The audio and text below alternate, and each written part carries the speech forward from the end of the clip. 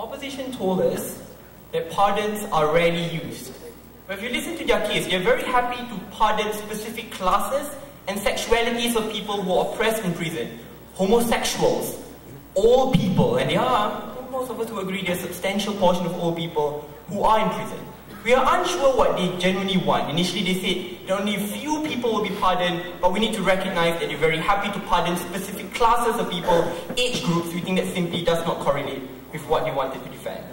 I'm going to look at 4 things. Number 1, justice. Secondly, even if these are Western democracies, are the counterbalancing acts sufficient? Thirdly, how do we best reverse unjust laws? Should we go through the courts or should we use their method of pardoning? And finally, how do we de-escalate tension? And 4 clashes. First things first, justice.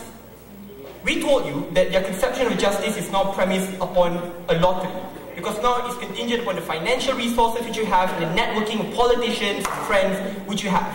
Her response was, this is the United States, regulated. Last I checked, if you look at the case of Citizens United, which regulated the amount of lobbying which could be used, that case was overturned. That means because corporations are treated as citizens and money politics play a substantial role in America itself. But more importantly, regulating big corporations with strong lobbying powers and lobby interests is freaking difficult. That's why we have big pharma, big guns and all those things. We think it's simply insensitive for them to just say, well, let's hope that we can regulate. But whether we can regulate it or not is still secondary. Because pardoning is context sensitive, ladies and gentlemen. I mean, some people will get it and some people won't. So at the end, it's still premised on the luck and lottery. We think that's simply unfair. But furthermore, even if it does not specifically privilege the rich or the elites, still justice is still premised upon the lottery for the poor, the victims who have suffered.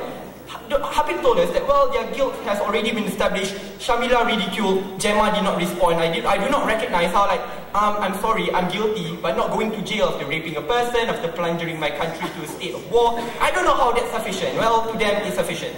But then they want to bring this counter-narrative. Well, under our policy, there's some form of lottery of justice as well. An example was, well, under status quo, there are mitigating factors for all people, they will be released early. The reason why that mitigating factor exists, because it is proportionate, because it is torturous for you to put an old person, especially when he needs medical equipment and facilities there. But when you look at the mitigating factor for a person to plead guilty, there's a massive trade-off there, which means that you're not prolonging the court process, and the trade-off is there. But if you look, ladies and gentlemen, at their policy for pardon, the trade-off is not there, because you have simply pardoned that person. And it's untrue when Gemma told you, well, plea bargaining is made because you already know that you are guilty. That's untrue. The reason why the state would even bow down to you to reduce sentencing is because the possibility and the risk of losing. This clearly shows it is untrue for them to simply characterize that plea bargaining means that you are guilty and that is sufficient. So we think they will not state that point. Sit down. Then we told you that this will deter victims from testifying. Keep in mind that under status quo, it's already very difficult for victims to testify. They'll be humiliated in courts. Lawyer will batter them, whether they're rich or not, will still be there. But then they said, well, it's only a possibility that, like, you will, that pardon will be given or not.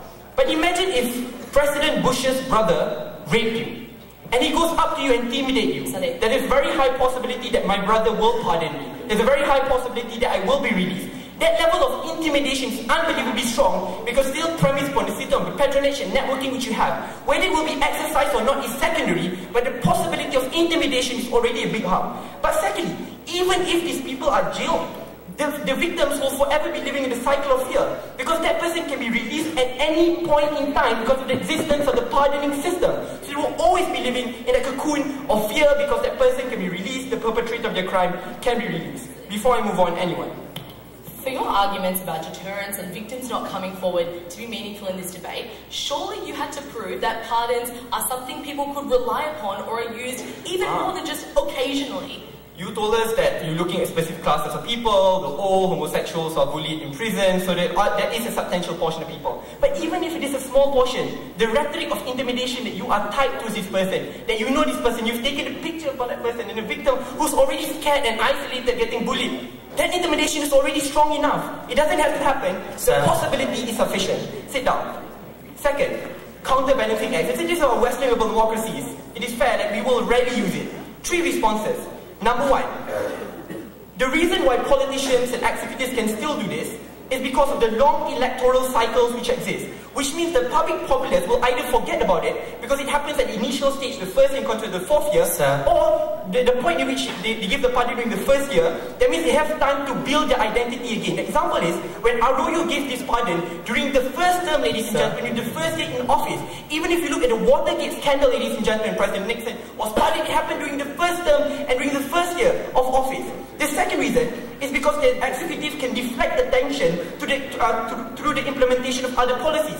That's when they give out subsidy policies, ladies and gentlemen, or institute policies of nationalism. The reason why the Watergate scandal did not receive massive burdening, ladies and gentlemen, by the media is because of that fact. Because it's easy for the executive to deflect power by implementing other benevolent policies to deflect attention. Sit down. But thirdly, you can deflect attention at times because of luck. The point in which national disaster breaks out or a terrorist attack happens means there will be a massive media deflection from the real pardoning issue which happened and like what happened within America. I forgot which building got attacked. It was a terrorist attack and it deflected attention from the Watergate scandal.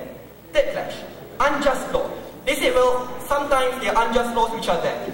We think it's better to use the court and due process, like what Rosa Parks used. What can the courts do? A, the courts can appeal through public policy. If public policy says that the law is unjust, you can overturn it. But secondly, claim that it is unconstitutional. Use ultra virus. The courts have done it to Rosa Parks. It will be done again. Why are the courts better? Why? Because it generates good discourse, ladies and gentlemen, not polarized discourse, intellectual discourse. There will be judicial precedents which will be set, which other courts will follow, in which people will follow and adhere to. We think that's a good thing, ladies and gentlemen. We think that's much better. De-escalation of tension. And this is where we clearly won because Gemma did not engage with our argument. Your policy creates a perverse incentive for rich people to mobilize their financial support for rallying to happen.